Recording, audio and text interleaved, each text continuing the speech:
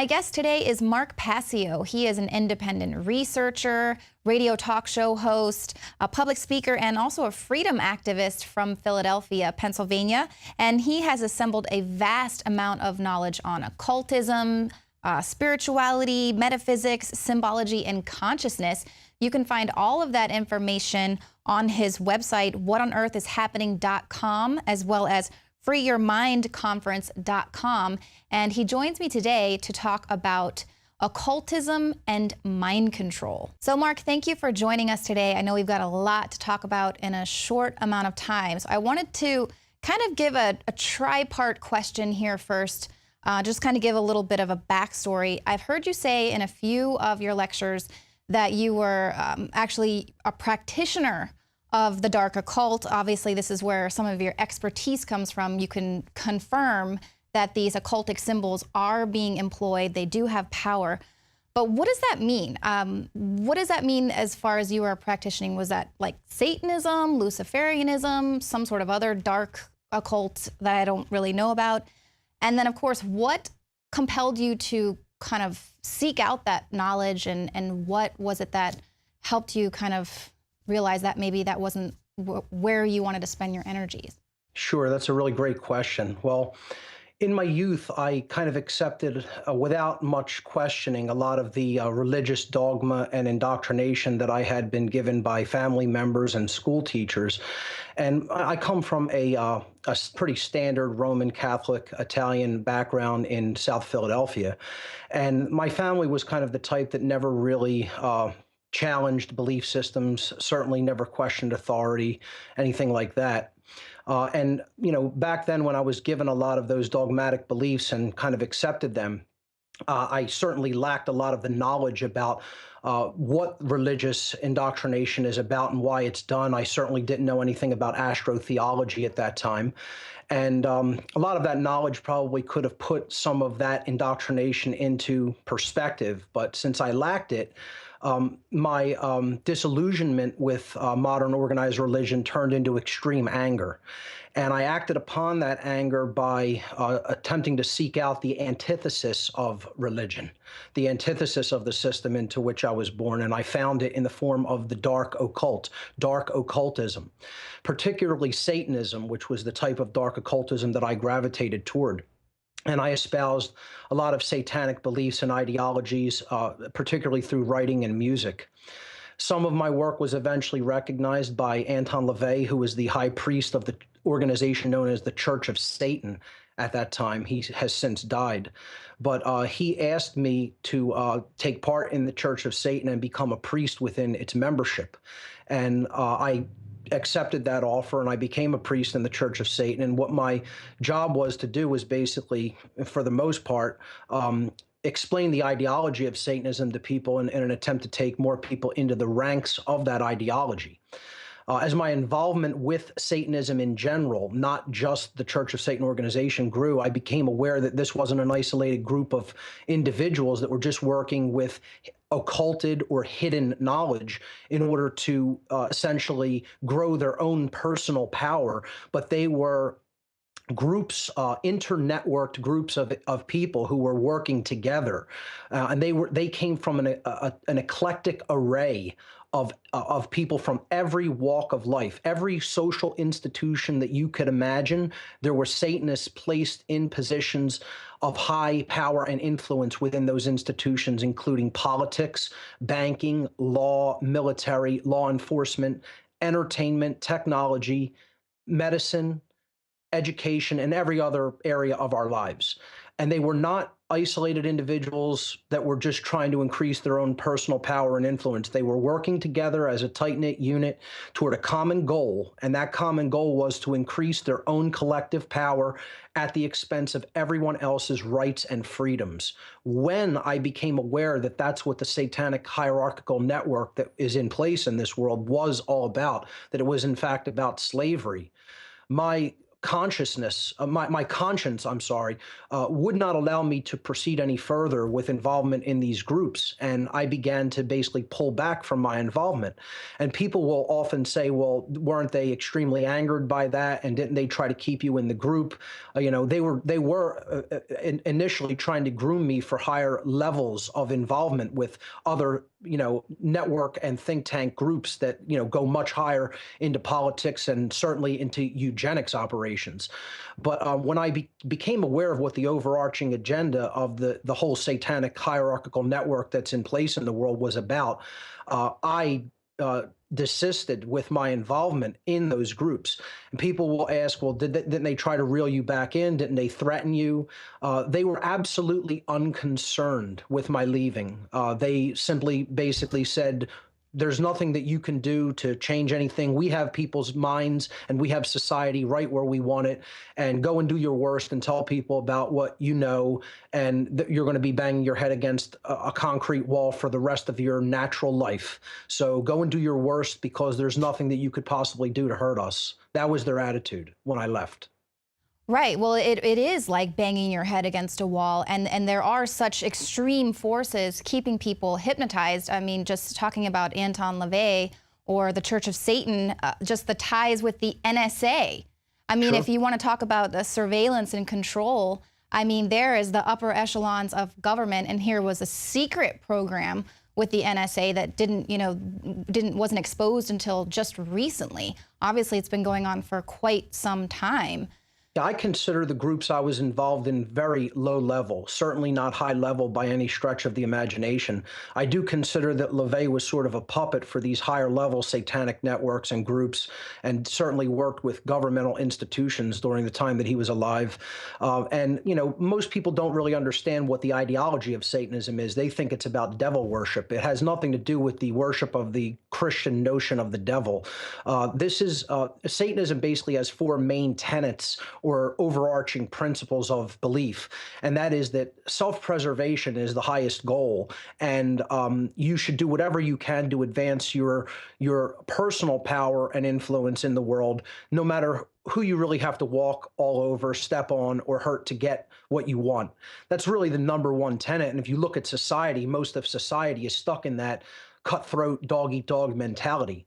Moral relativism is the second major tenet, which is the idea that there's really no such thing as objective standards of right and wrong behavior, that we as human beings can get to basically decide upon our whims what right and wrong are, and base our actions accordingly.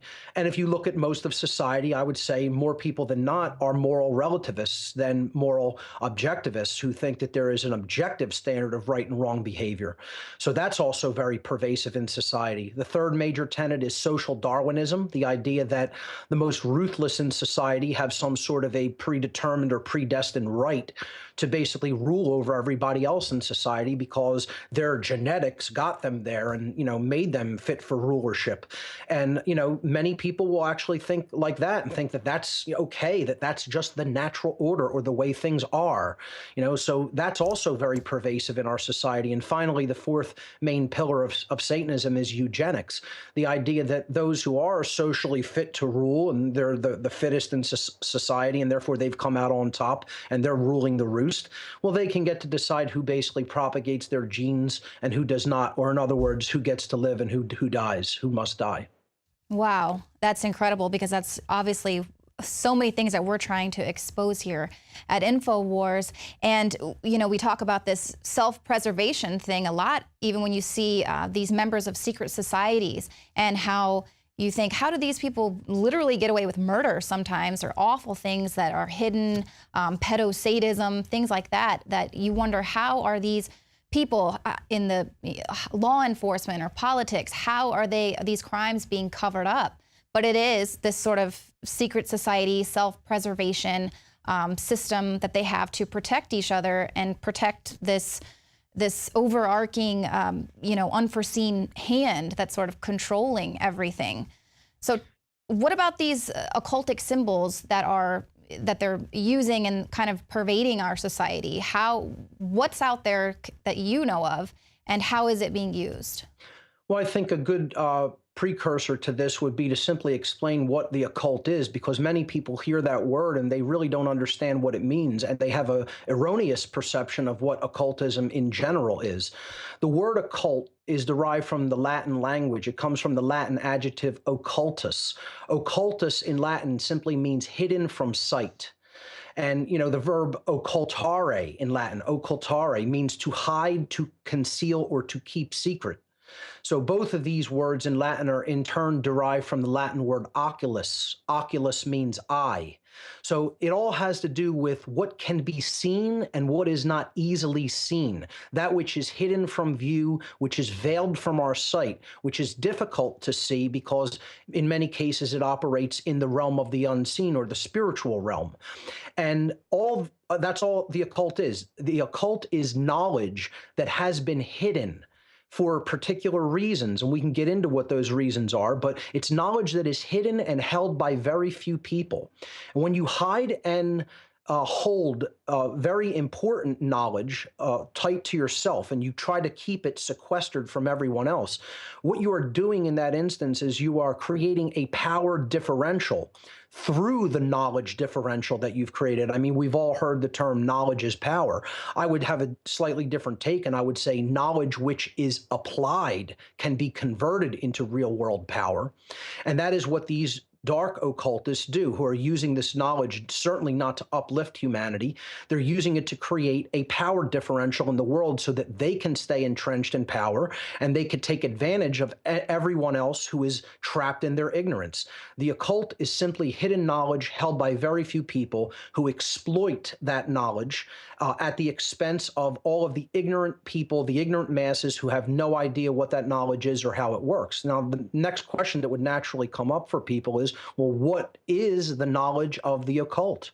What type of knowledge are we really referring to or talking about here when we talk about occultism in general? Occultism is a body of science which is just not generally known to the wide body of human beings. It's hidden knowledge about two overarching fields of study of human endeavor, and that is the human psyche, the mind, and how the mind works, all of its inner workings and operations, okay? How the psyche actually operates, what human motivations are and how they work. I would call this the inner world of the individual. And in the occult, this is often referred to as the lesser arcana, or the body of knowledge that constitutes the microcosmic world. In other words, the world of the individual, the psyche. Then there's a second body of knowledge that is about the greater spiritual laws that ultimately the entire universe is bound by and works according to. This would be considered the major or greater arcana of knowledge, or the macrocosmic world. This is knowledge about the spiritual laws of the universe, and also the physical sciences, because much of the physical sciences workings is also occulted and hidden from us so that our society doesn't progress and advance in ways that the people who currently hold the reins of our society don't want it to. So we have to understand that there's a body of spiritual, or what I simply refer to spiritual laws, or what I simply refer to as natural law in my work, that is a part of the occult knowledge. It's a part of the macrocosmic knowledge that comprises what is known as the major arcana, or the greater arcana of occult knowledge. That being said, those two bodies of knowledge really constitute everything that humanity needs to understand to become free. That's why it is hidden. That's why it is occulted, because the people who are currently enslaving humanity and who are currently running our society don't want the playing field to be leveled by this knowledge being understood by people. Because if people understood it in mass, they would be able to empower and free themselves from what is being done to them, from them being kept in the condition of human slavery as they are right now. Occult knowledge is neither good or bad. It's not something that is inherently positive or negative. The consciousness of the wielder of that knowledge will ultimately determine whether that knowledge is actually being applied for good or ill. In other words, either for the uplift of humanity by spreading it and distributing that knowledge throughout the human population, and therefore enlightening people and making them be able to be informed and make their own good choices and good decisions in harmony with the spiritual laws of nature, natural law, or whether that knowledge, that occulted knowledge, will be used for ill, for evil purposes, for control, for manipulation over the people who currently lack it and are ignorant of it. And that's the difference that I would describe between light occultism, or what I simply have come to call de-occultism, which is what I consider myself, a de-occultist, someone who is trying to bring that hidden knowledge out into the light of day for all to see and understand, versus dark occultism. Dark occultists want to deliberately hide and keep that knowledge hidden in order to create and maintain that power differential that they currently have. Well, exactly, because as long as they can keep a false reality, people just kind of in a fog, no one can change the reality because they don't actually have a grasp of what reality actually is. They're just in a trance with all of this symbolism bombarding them everywhere. Obviously, the InfoWars viewers, they know all about, the all-seeing eye and the pentagram and these sorts of things.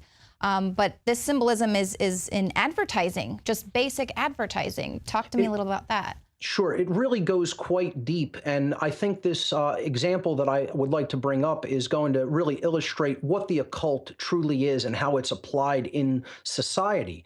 And how it works upon the psyche of individuals that have no idea about the symbols that are used against them, and they have no idea about the deep inner knowledge of the psyche that is wielded over them by people who do very deeply understand it.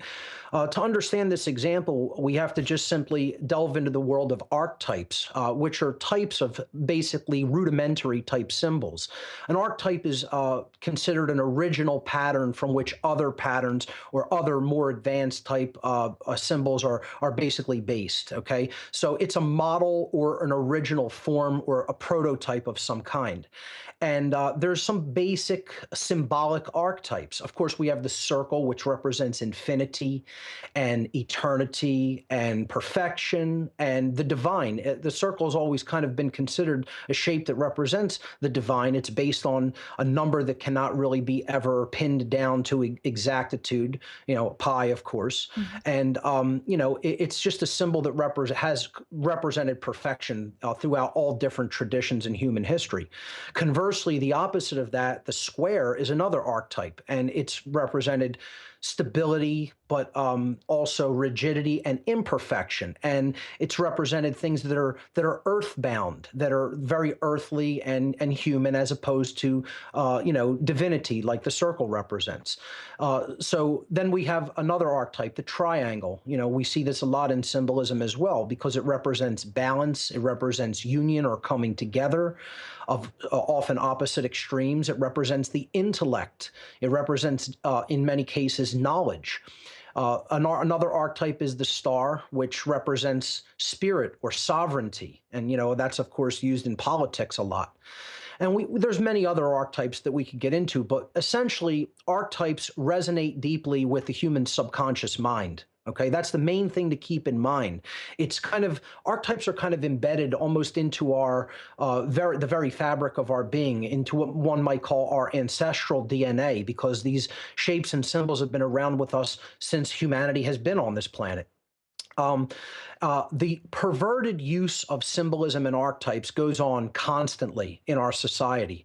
And again, since people are ignorant about how a lot of the symbolism works, it's quite literally a quote unquote piece of cake for these dark occultists to wield this knowledge in this way. So I want to give a brief example. Betty Crocker in the 1950s had designed a new instant cake mix, and they didn't know how this was going to be received by American housewives. And so they did a lot of research and development on this product, and they put it out into the supermarkets. They got distribution for it. Spent a whole lot of money to do all of that. And then the cake mix was very unpopular. It did not sell well at all. And there was an underlying reason for this, but Betty Crocker didn't understand that reason at the time. Okay, well, I'll just give a little bit of a background.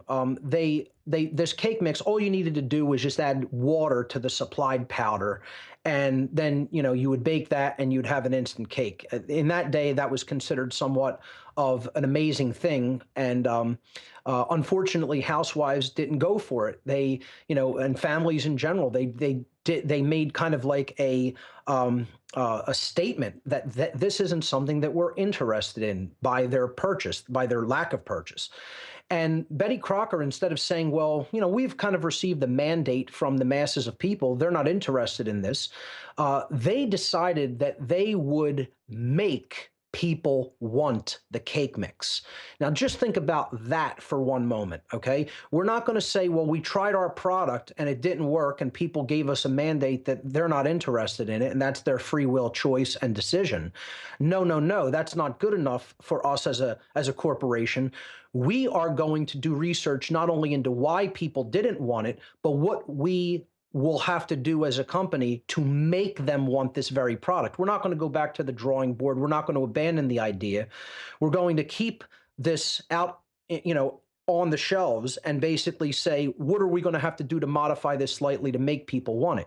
So they hired a Madison Avenue ad campaign firm to investigate which was basically comprised of a lot of psychologists. And they asked this psychological think tank team to find out through psychoanalysis the underlying psychological reasons that housewives didn't want the cake mix. The conclusion of this type of think tank study that came out was that while the average housewife at that time in the 1950s appreciated the convenience of the cake mix, they were feeling a very particular type of emotion by sort of taking a shortcut or cutting corners, whereas they had originally made cakes for their family from scratch and put a lot of their energy and effort and love into it. So the emotion that those housewives were feeling was actually guilt. That was the result of the psychoanalysis done by this think tank of Madison Avenue ad campaign firm, think tanks, and psychologists, actually. So what they had to do was attempt to assuage that psychological guilt in those housewives.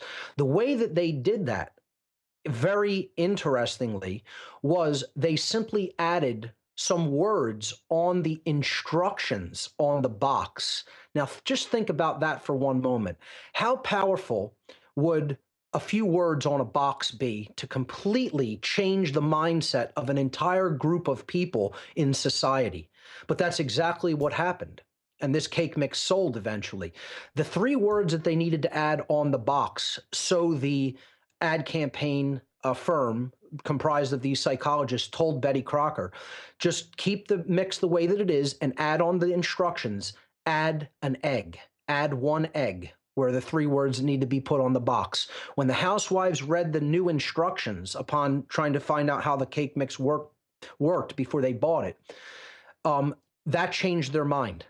Now, most people will say, well, what sense does that make and how does that work?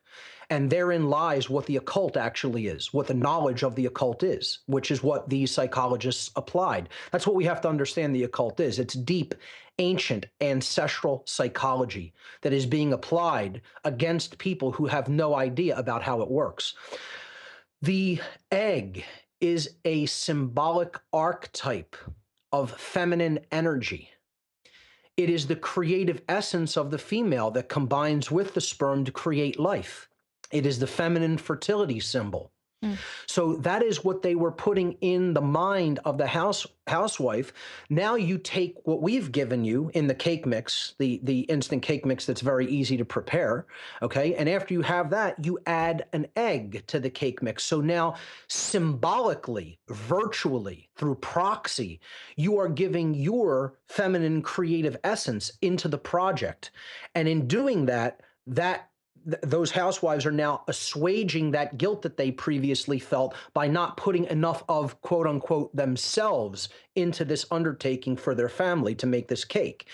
In adding the egg, that psychologically assuaged that guilt subconsciously without those women ever even understanding what had been done through the back door psychologically to them. That, ladies and gentlemen, is what the occult actually is. The cake mix sold like wildfire after they only changed the instructions on the box to add a symbolic archetype to assuage that psychological guilt subconsciously. Wow. Now, if that's not, a powerful enough example, I don't know what is. This is what people have to begin to understand that occult knowledge is and what it can do and how it can be applied in a perverted way in society to act as sort of a weapon against people that don't understand how it works. I would suggest that's much more than just clever advertising or clever marketing techniques. I would suggest that that is an absolute perversion of someone else's free will decision-making processes, because you are using knowledge that they lack to essentially steer their mind in a particular direction without them even understanding how you did that. Absolutely. And obviously that was decades ago. No telling how perverse this is in advertising now.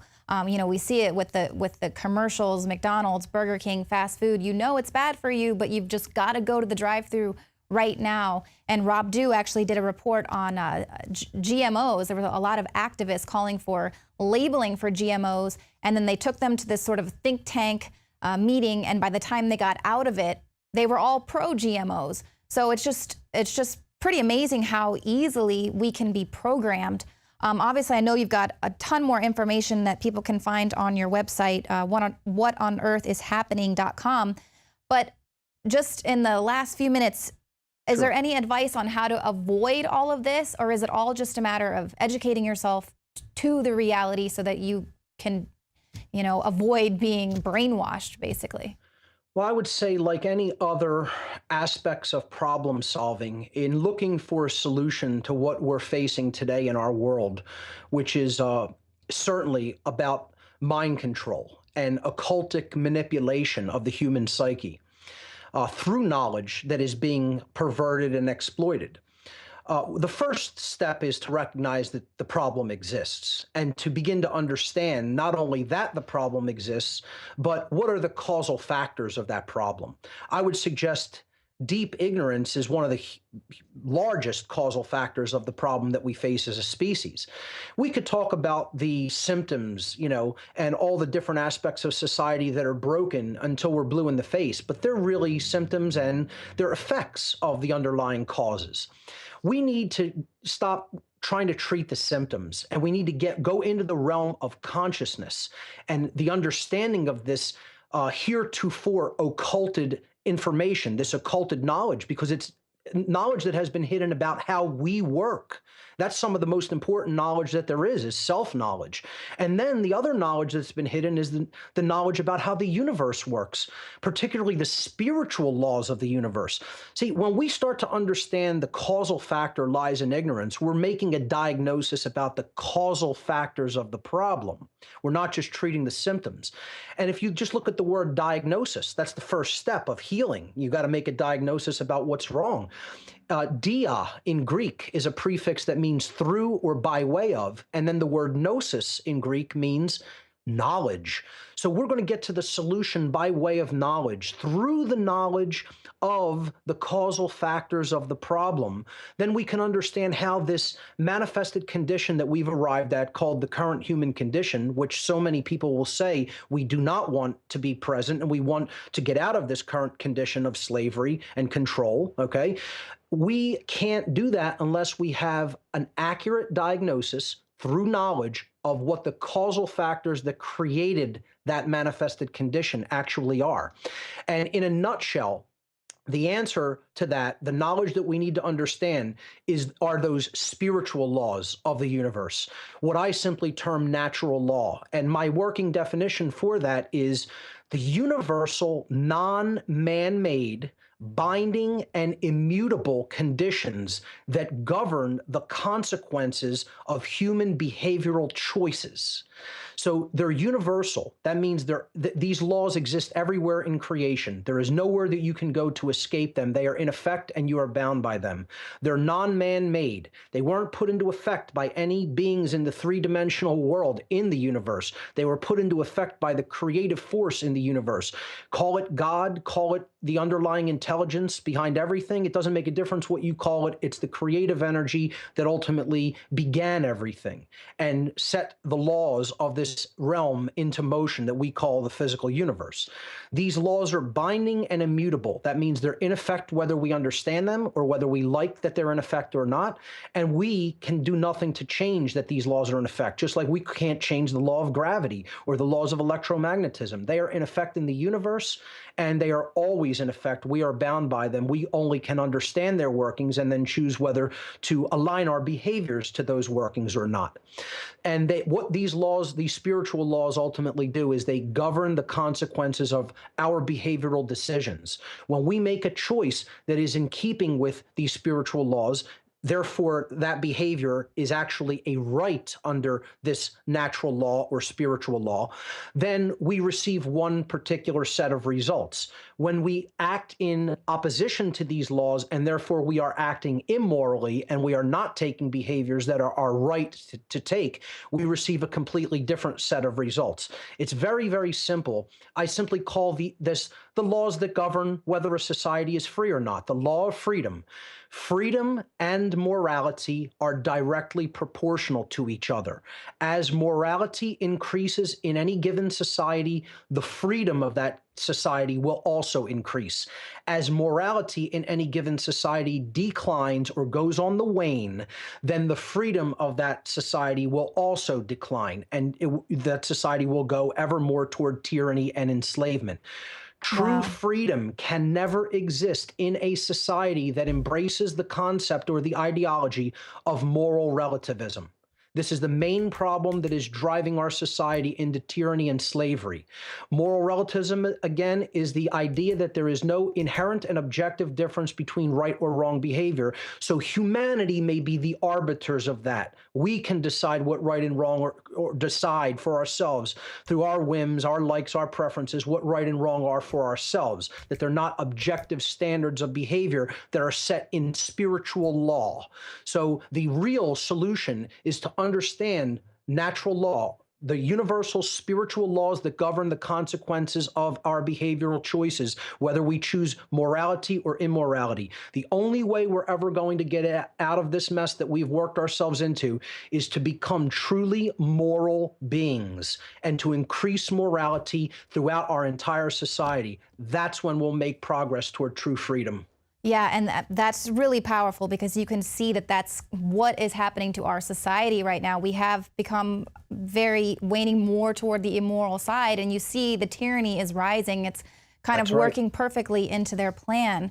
Well, Mark, thank you so much. We're definitely going to get you back on to decode the matrix and other things there that are just so interesting. But if you want more information, whatonearthishappening.com. Mark Passio, thank you so much. Leanne, thank you so much for having me on the show today. Stick around because right after this, we will be live in studio for our State of the Union coverage.